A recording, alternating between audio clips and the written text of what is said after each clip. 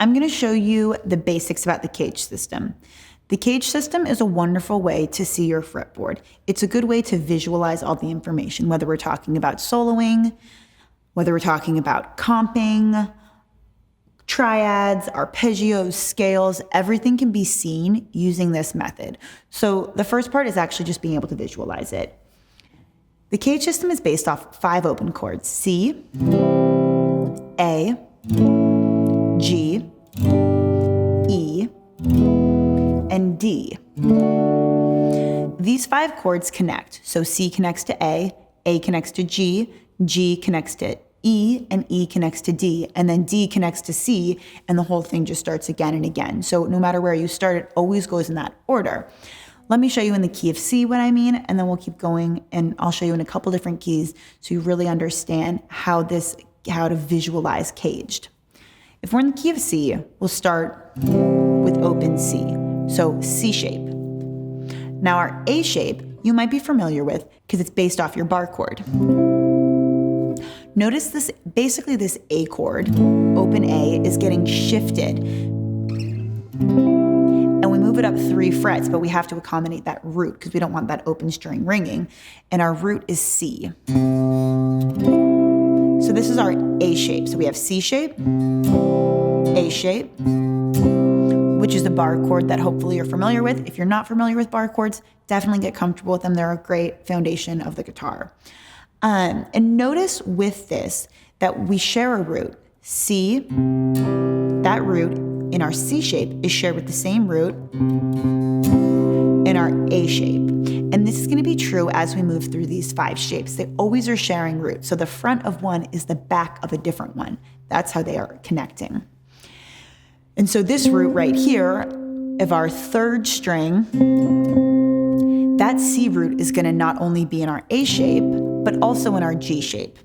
Now this G shape, I wouldn't really recommend playing it per se, but it's a really good way to visualize. So basically our G chord from down here gets moved up to whatever the root is that we're talking about. In this case, we're talking about C. So we're moving it up to C.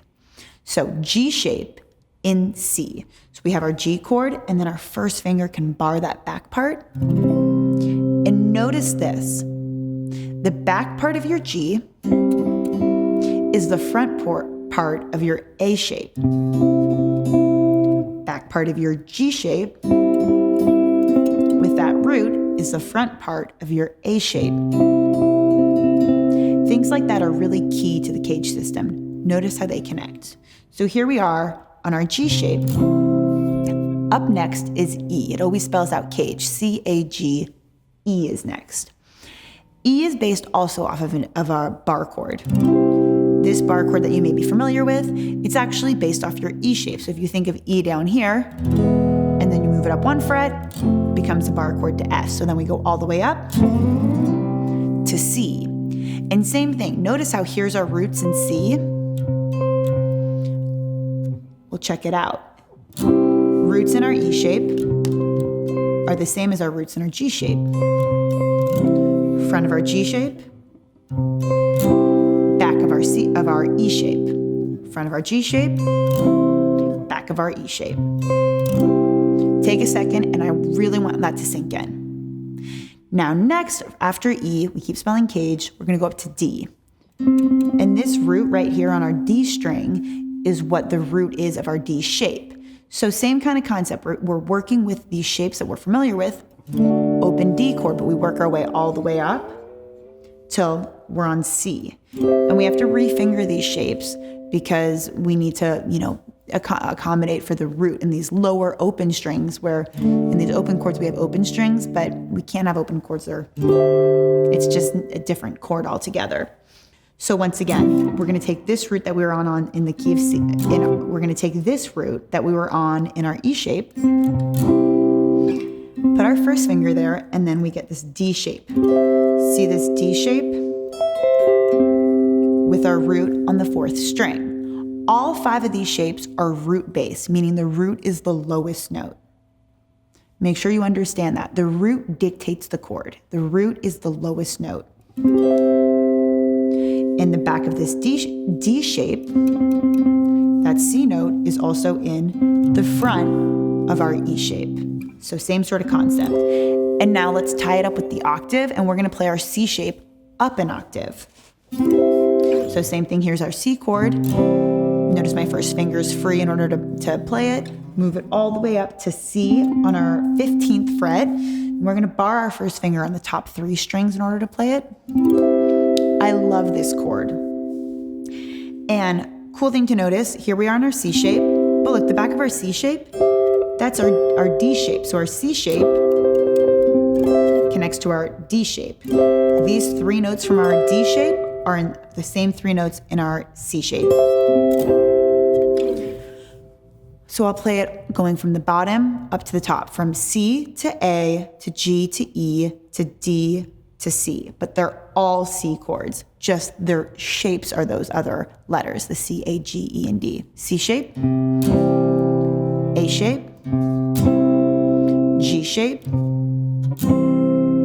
E shape, D shape, back to our C shape.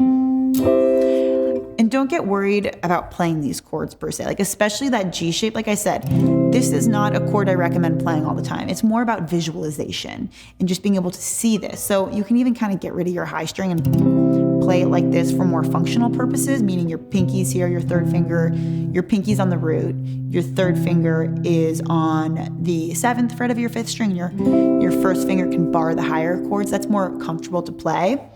But if you got fingers that can spread, you could play this shape. So that's the caged system in the key of C. Let's look at it in one other key so you can get a better grasp on it. Let's check it out in the key of G. So in the key of G, we'll start with our G chord. That'll be our G shape. What connects to G after G is our E shape. So same thing. We're gonna look for a root, which is our 6th-string root, and make note that our root is on the 6th string with our G shape, and the root is on the 6th string with our E shape. So they share the same root. G shape, E shape. With our G shape, the root is on the 4th string, and we have that same thing where they're connecting. That 4th string root is gonna connect up to our D shape. So the front of the G shape, the front of the E shape is the back of that D shape. Then what happens next after our D shape, we're gonna go to our C shape, and that front of the D shape is the back of the G shape. Notice once again, we were looking for a root, G root on the 5th string, because these are root-based chords. Our C shape and our A shape, the root is on the 5th string. And now we need our A shape, 5th string root, and then it all connects back to the octave with that G shape. And our front of that A shape is the back of the G shape. There is a breakdown of the CAGED system. You can learn a lot more about the CAGED system in my masterclass. If you found this lesson useful and you want to take your guitar playing to the next level, check out Pickup Music. We have hundreds of lessons from the world's top guitar players. It's the best way to level up your guitar playing, and there's a 14-day free trial so you can start today with no risk. So we'll see you there, Pickup Music.